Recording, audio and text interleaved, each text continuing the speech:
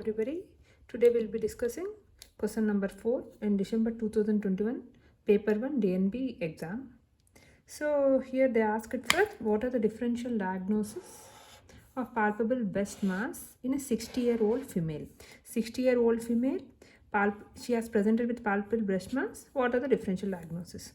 And how they gave 2 marks for that. And now the second question is, how do you differentiate benign versus malignant breast mass on ultrasound and MRI? For this they gave 4 marks each. Both ultrasound and MRI, how do you differentiate benign versus malignant breast mass? Now we'll go into the answer. Differential diagnosis of palpable breast mass in 60 years. 60 years, obviously the first one anyone can tell, any first year student can tell, is breast cancer. The other are phylloid tumor, breast lymphoma, breast hematoma, breast cyst, post-surgical breast scar, and intramammary lymph nodes. Here they didn't differentiate whether there is a malignant or benign. The differential diagnosis, it includes both malignant and benign. One of the most common is breast cancer. You get 2 points for that. And then coming to how do you differentiate benign versus malignant breast mass and ultrasound and MRI. First I'll be telling you ultrasound. This will be a little lengthy answer. Listen to it carefully. First, ultrasound. First, what are the features of malignant breast mass? On ultrasound, malignant breast mass, 4 points you have to remember. One is, on ultrasound it appears like a white, they have a white jagged borders. There will be architectural disruption. There will be lack of compressibility and vertical orientation. They will be taller than white, that is vertical orientation. There will be lack of compressibility. As they are hard mass, as they infiltrate, they have an architectural disruption. They are not compressible, they are non-compressible. They have as they spread into the adjacent tissue, they have wide jagged borders. So these 4 features, if you write, you will get full marks. Then coming to typical, we are going into each of the subtype of malignant breast mass. The first one is typical sonographic features of serous invasive ductal and lobular carcinomas. There are 2 types of carcinomas here, invasive carcinoma and invasive carcinoma. In that we have ductal carcinoma and lobular carcinoma. And we have 2 types, that is serous and cellular. First, in serous type, what are the features? These lesions will be hypoechoic to anechoic.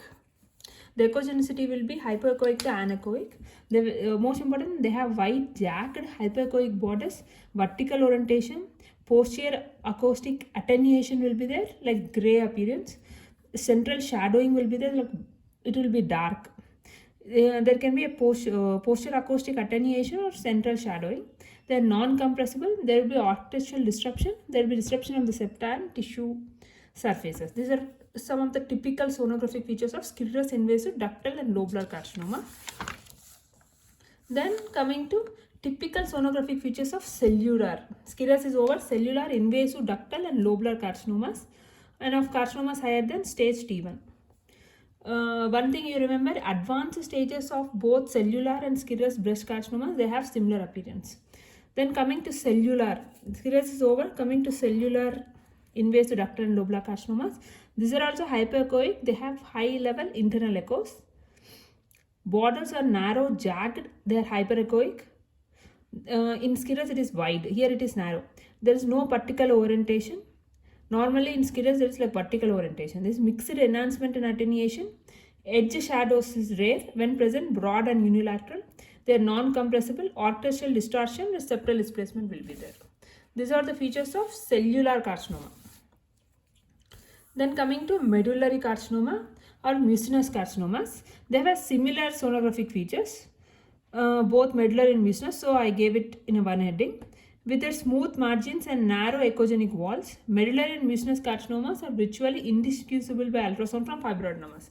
What is disadvantage of this? They resemble fibroadenomas. Normally, malignant one, they have wide jagged borders. This medullary and mucinous, they have smooth margins, narrow echogenic walls. And posterior enhancement will be there, bilateral edge shadows will be there, round transverse orientation. Normally we say malignant serous type, cellular type, mainly the serous type, they have vertical orientation. Here they have their round, smooth margins, narrow echogenic walls and transverse orientation. So what we easily mistaken for fibroadenomas. So normally what in daily practice we go for FNAC, most important.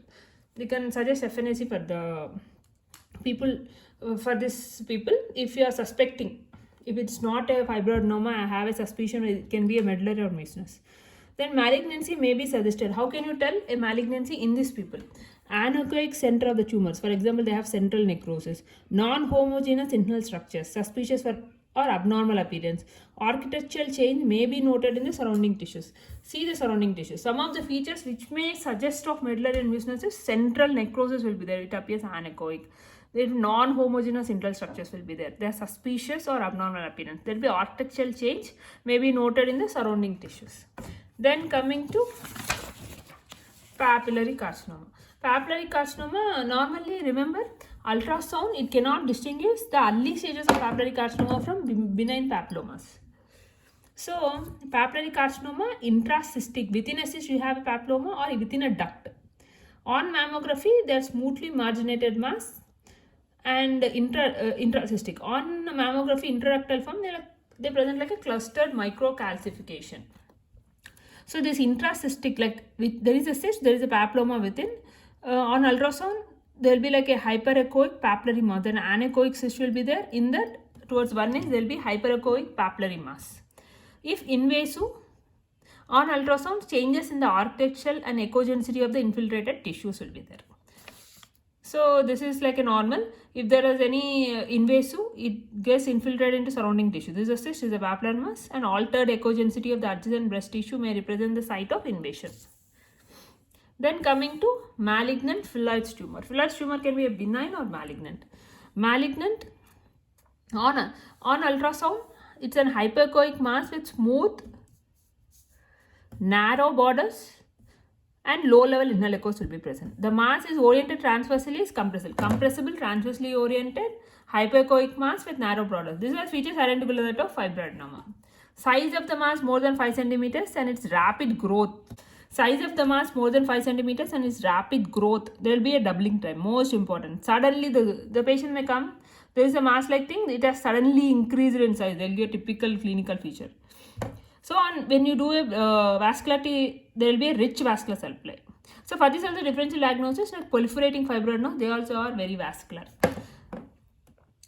In this topic, I will be covering not only 60 years, and I'll also be covering other age group benign and malignant lesions.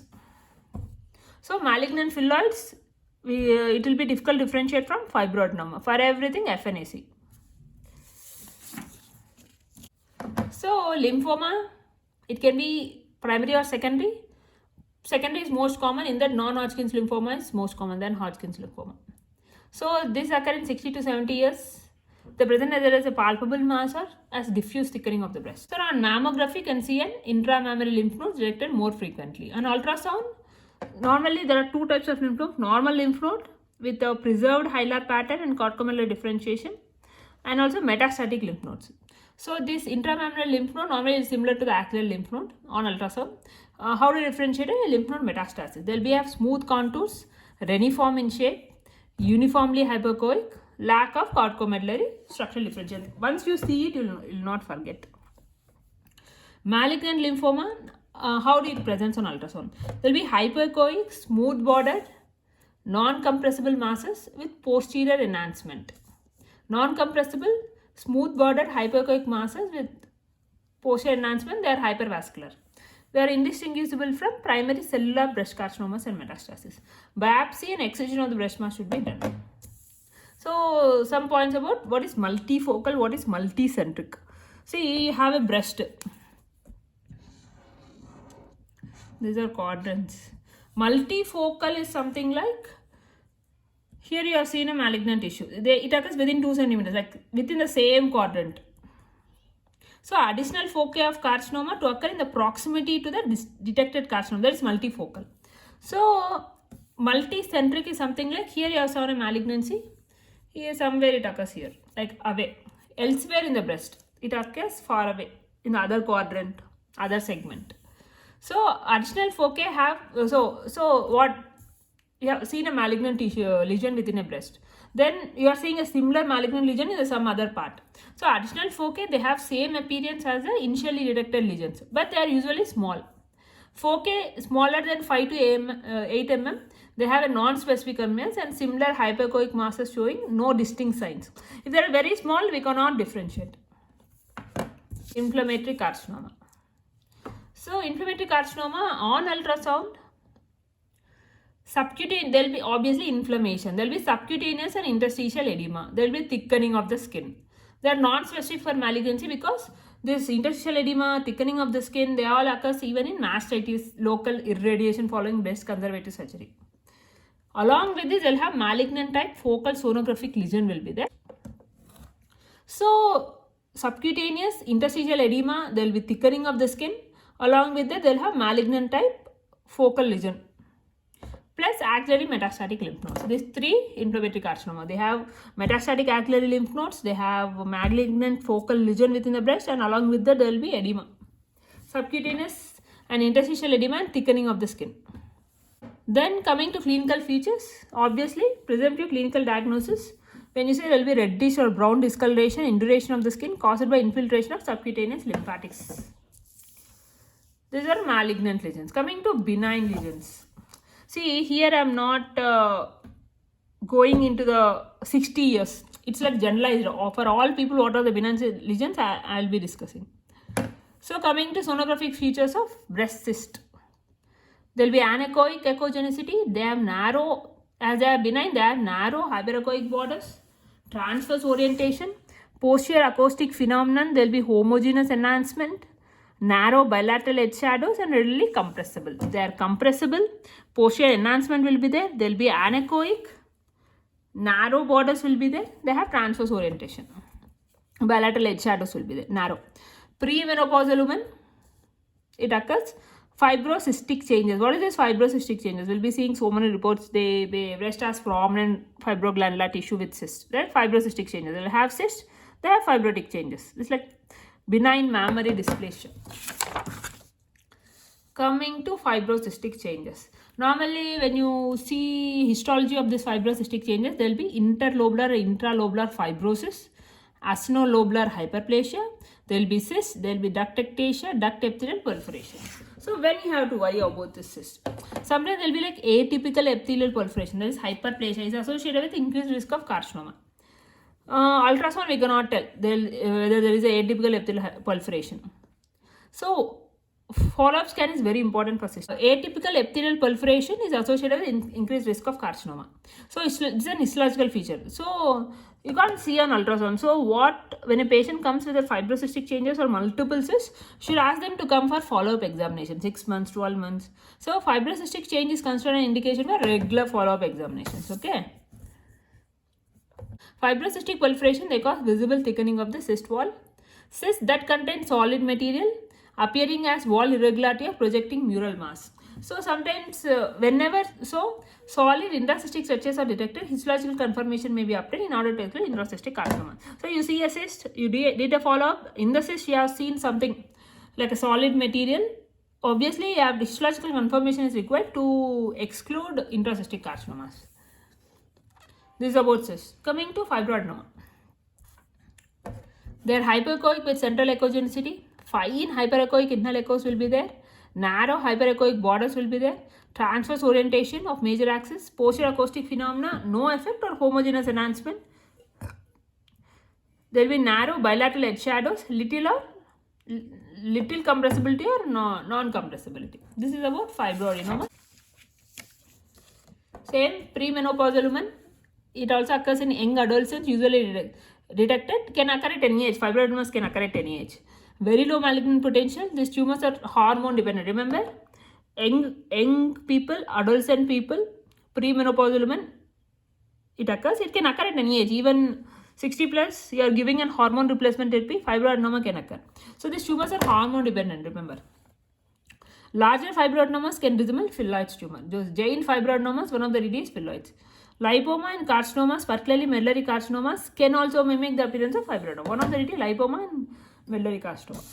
Coming to benign phylloid tumor. Rapid growth, 50 to 60 years of age. They are hyperechoic masses. They are a mixture of cystic and solid components will be there. There will be cystic areas, large lesion, hyperechoic lesion. They cannot differentiate between benign and malignant. You cannot differentiate between benign and malignant lesions. Coming to lipomas. These are like mobile, compressible mass with thin, smooth borders. They can be like isoechoic to the fatty tissue that surrounds or permeates the breast parenchyma. Surrounding fatty tissue, it resembles it. So they will be isoechoic. Some lipomas contain fine peripheral echogenic structures. These fibrous tissue elements. Calcification may occur within the lipomas. Intraductal intracystic papillomas.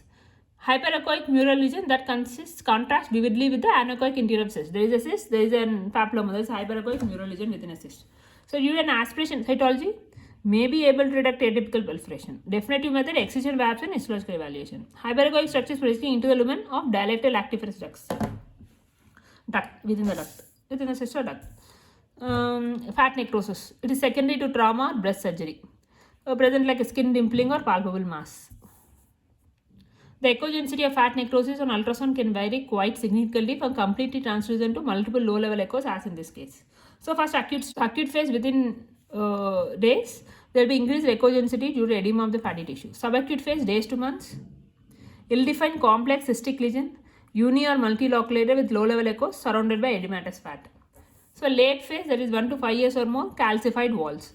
Post-surgical etiology, angular margin with spiculated. So if post-surgical etiology can present as angular margin or spiculated marks with an echogenic rim. Ultrasound of a fat necrosis should always be interpreted in the context of mammographic findings. It is exceedingly difficult or impossible to distinguish fat necrosis from a recurrent tumor in the post-operative breast. With time, this fat necrosis, it becomes more defined and well circumscribed, giving rise to an oil cyst. Oil cyst can have very fine curvilinear calcification of the wall. Then coming to galactocele. Obviously, galactocele is something like there is block in the ducts. So they present like well circumscribed cystic mass with internal echoes caused by infiltrated milk. Chronic changes in a long-standing galactocele may be sonographically indistinguishable from cancer. These are all for going to my MRI features. First, we have to know something about kinetic curve assessment. Once you give gadolinium, following administration of gadolinium, there will be 3 possible enhancement curves. There is like type 1, type 2 and type 3. So what are the phases? They'll have initial phase and delayed phase. In initial phase, we have slow, medium and rapid. In delayed phase, we have washout, plateau and persistent. Then coming to type 1. Type 1 is something like there will be progressive enhancement. There will be progressive enhancement with a continuous increase in signal intensity on each successive contrast enhanced image. This is how a type 1 curve will be there. We have time in the x-axis and signal intensity on y-axis. There will be progressive enhancement with a continuous increase in signal intensity on each successive contrast enhanced image. So slow rise and a continuous rise with time. So this is usually considered benign with only a small proportion of malignant lesions having this pattern. Then coming to type 2. Type 2 is something like there will be a slow or rapid initial rise. There will be a slow rise or rapid rise followed by plateau in delayed phase. This is considered concerning for malignancy. It's like in which an initial increase in signal intensity will be there followed by flattening of the enhancement curve. Coming to type 3. Type 3 is something like there will be rapid rise followed by rapid washout. This is considered suggestive of malignancy. It's like washout enhancement pattern involves an increase and subsequent decrease in the signal intensity. This is a kinetic curve assessment. So coming to MR features, how malignancy features a high predictive value for carcinoma is like spiculated margins and irregular shape on MRI. So coming to MR features, the features with highest predictive value for carcinoma are spiculated margins. 100% it's a malignancy. A irregular shape 97%. So there's something like non-mass like enhancement. I'll be discussing in further. What is non-mass like enhancement lesions? They are something like ductal enhancement and clumped enhancement. This ductal enhancement possesses the highest positive predictive value followed by clumped enhancement. Then as we told, kinetic evaluation, washout pattern strongly suggestive of malignancy. Plateau pattern is concerning for malignancy. Coming to individual features, for example, ductal carcinoma in situ may not be visualized on MRI. May have non-mass like enhancement that can be clumped ductal linear segmental in shape. So there is something like non-mass like enhancement. In this non-mass like enhancement, there are different types like clumped ductal linear segmental. Enhancement kinetics are not usual because the lesion shows slow initial enhancement without washout. It presents like a type 1 curve. Coming to invasive ductal carcinoma, most common primary malignant tumor of the breast. MRI irregularly shaped spiculated marks with rim or heterogeneous enhancement. Type 2 or type 3 washout curves will be there. However, morphology is always more significant tool for diagnosis than kinetic curve assessment. Coming to invasive lobular carcinoma, as the highest sensitivity for lobular carcinoma, MRI has the highest sensitivity of lobular carcinoma and can more accurately assess the lesion size. Multicentric or multifocal, spiculated focus or a mass with architectural distortion. Enhancement asymmetric, non-mass like in a ductal, segmental, regional or diffuse pattern. Coming to colloid carcinoma. Colloid carcinoma, T2 weighted image with fat suppression. You took a T2 sequence, fat suppression, it appears bright. It's an exception. Normally, remember, malignant lesions, they show low signal intensity on T1 weighted images and low or moderate signal intensity on T2 weighted images. For this exception is colloid carcinoma. Colloid carcinoma, high signal intensity on T2 weighted images. And they show restricted diffusion. Thank you.